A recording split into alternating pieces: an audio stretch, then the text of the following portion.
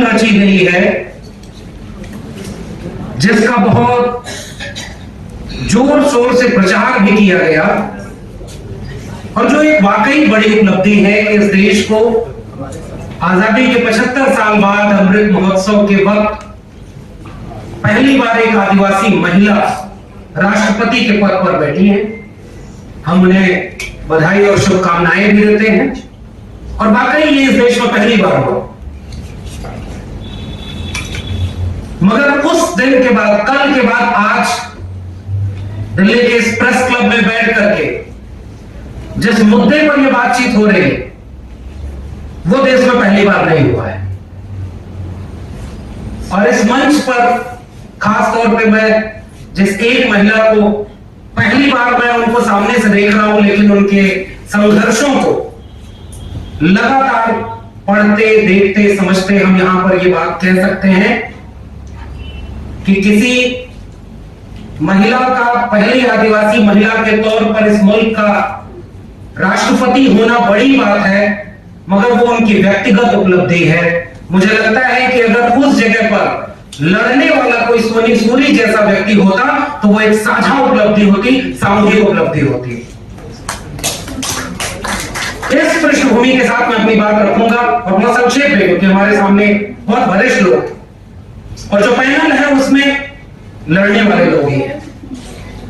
मैं दिल्ली विश्वविद्यालय का एक अस्थायी प्रोफेसर, इस बात पर जोर इसलिए दे रहा हूं क्योंकि अब ऐसा लगता नहीं कि इस देश में कुछ भी स्थायी बचा हुआ, न नौकरी और न आपके उम्मीदों का कोई मयार। और इसी के ठीक पहले दो तीन दिन पहले एक विवाद और आया था, जब सेना को, और उस सेना की बात मैं कर रहा हूं जब सेना पर बात होती है इस देश में, और पिछले कुछ दिनों से यह प्रवृत्ति और बढ़ गई है कि जब भी सेना पर बात होगी तो केवल गौरव बोध से होगी, उसे एक हौली कौ बना करके पेश किया जाएगा, गोया अगर आपने सेना पर कोई सवाल उठाया तो राष्ट्र पर सवाल उठा दिया। और फिर भी एक पॉलिसी बनती है कि 4 साल के लिए टेम्परेरी सैनिक भी भर्ती होंगे, और उस कॉलम में जोड़ा गया है कि उनकी जातियां भी पूछी जाएंगी। जब विवाद हुआ कि आप जाति क्यों पूछ रहे हो, 4 साल बाद जब निकालने जाओगे तो 75% लोग जो निकलेंगे उनमें जाति कहीं काम ना आए। और तब हमने ये बात जब कही, मैं पैनल में बैठा हुआ था, वहां एक रिटायर्ड कर्नल लगातार ये बात कह रहे थे कि सेना पर सवाल नहीं उठा सकते, सेना -40 डिग्री में लड़ रही है, तब हम जिंदा हैं, राष्ट्र नहीं बचेगा। उस दिन भी मैंने एक बात कही थी जो यहां दोहराना चाहता हूं कि -40 डिग्री में लड़ने वाले लोगों को भी सैल्यूट है, लेकिन +40 डिग्री में जो खेत में किसानी कर रहा है, जो सड़क पर मजदूरी कर रहा है, जो आदिवासी है, वह भी इस राष्ट्र का सबसे बड़ा नागरिक है और बिना उसके राष्ट्र की पूरा नहीं हो सकता।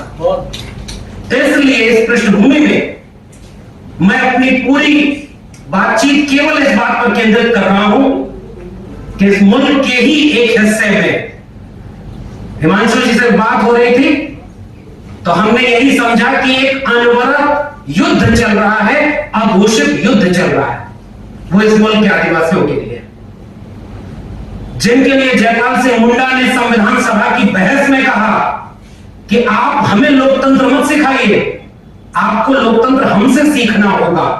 हम इस मुल्क के मूल निवासी हैं, हम सिंधु घाटी सभ्यता के वारिस हैं, हम इस मुल्क की जल जंगल जमीन के पहले हकदार हैं। मुझे लगता है कि संविधान सभा की बहस में दिया गया वो भाषण अब इतिहास बनता जा रहा है, और उनसे जल जंगल जमीन और उनकी प्राथमिक सदस्यता को छीनने के लिए जो अनवरत युद्ध चल रहा है वो अपने अलग पड़ाव पर चल चुका है। और किससे राष्ट्रपति बनने के तो सेंट्रल मीडिया में, मेन स्ट्रीम मीडिया में, जिसे हम कई बार मनुस्ट्रीम मीडिया भी कहते हैं, उसमें खूब आए, लेकिन जितने संघर्ष आदिवासियों ने किए और आज भी कर रहे हैं वो उन खबरों में नहीं आते। मैं उम्मीद करता हूं कि हिमांशु कुमार जी के बहाने जो एक मौका मिला है, और मैं उससे सहमति दर्ज करता हूं जो प्रोफेसर सरोज गिरी ने इस पूरे मामले को व्यक्तिगत मामला न बना करके राष्ट्र का मामला बनाया है। इसलिए पहली बार कि इस मुल्क में लड़ने वाला हर आदिवासी इस मुल्क को बनाने और लड़ाई लड़ रहा है, वो केवल आदिवासियों की लड़ाई नहीं है। वैसे तो इस देश में प्रधानमंत्री ओबीसी है, मैं भी ओबीसी हूं। किसी ने उनसे जाति नहीं पूछा था, फिर भी उन्होंने अपनी जाति बताई, लेकिन एक बार भी कोई मंडल कमीशन का नाम नहीं लेते। ओबीसी की जाति जनगणना नहीं कराते, ओबीसी के किसी मसले पर नहीं बोलते। वैसे ही पिछली बार जो राष्ट्रपति थे अभी, वो दलित है, उनकी जाति बताई गई प्रेस कॉन्फ्रेंस करके, फिर भी उन्होंने हाथरस पर कुछ नहीं बोला। और उनके कार्यकाल की सबसे बड़ी उपलब्धियों में SC state proceeding prevention act से छेड़खानी, 13 पॉइंट रोस्टर और राम मंदिर बनवाना, ये उनकी उपलब्धि है। हमें डर है, हमें चिंता है कि एक आदिवासी महिला को आगे कर करके उस महिला का विरोध कोई नहीं कर सकता। ये तो पहली बार इस मुल्क में हुआ, ये तो बड़ी बात है। पहले के लोगों ने क्यों नहीं किया, जो राष्ट्र के निर्माण की बात करते थे, सेकुलर थे, डेमोक्रेटिक थे, प्रोग्रेसिव थे, उन्होंने नहीं किया, इन्होंने किया। मगर उन्हें आगे रख करके कहीं इस लड़ाई के साथ क्या न्याय होगा, ये हमारी चिंता है। और ये केवल गोमपाड़ का मामला नहीं है, इस मुल्क के हर कमजोर, वंचित, शोषक के खिलाफ एक युद्ध चल रहा है। वो युद्ध हमें अभी नहीं नजर आ रहा है, लेकिन जो झेल रहा है, जिसके ऊपर उसकी मार पड़ रही है, उसे पता चल रहा है कि वो युद्ध कौन सा है। और इसलिए इस पूरे मसले पर हमें इसे व्यक्तिगत लोगों को, और मैं इस मंच से फिर से याद करूंगा, हमेशा हमने याद किया है अपने उन लोगों को जो हमारे हिस्से की लड़ाई लड़ते हुए जेल में। मेरे अपने दिल्ली विश्वविद्यालय के प्रोफेसर हैनी बाबू, प्रोफेसर आनंद तोड़े, गौतम नवलखा, बरबर राव, तमाम लोग जेल में हैं। शायद वो हमारे हिस्से की ही तो लड़ाई लड़ रहे हैं।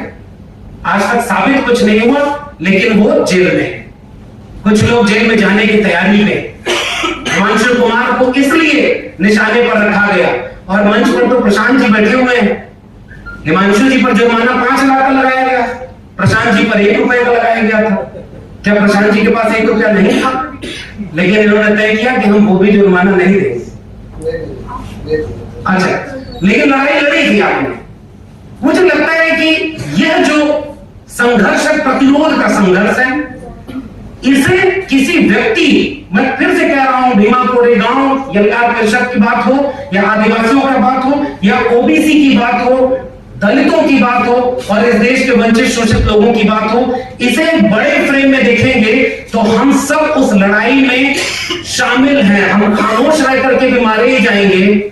इससे अच्छा है कि जो चुना है इन लोगों ने कि लड़ते हुए आगे खड़े होंगे। मैं हिमांशु कुमार के साथ खड़ा हूं, और मैं पूरी संवेदना के साथ उस लड़ाई के साथ खड़ा हूं जो आदिवासी लड़ रहे हैं। सोनी सूरी जी लड़ रही हैं, और अनगिनत आदिवासी इस देश के, इस मुल्क के तमाम कोनों पर ये कह रहे हैं कि जिस विकास के नाम पर एक कुर्सी पर आपने एक महिला को बिठाया, मगर दूसरी कुर्सी पर अपने दोस्त को बिठाकर उस जंगल जमीन को आप बेच रहे हैं।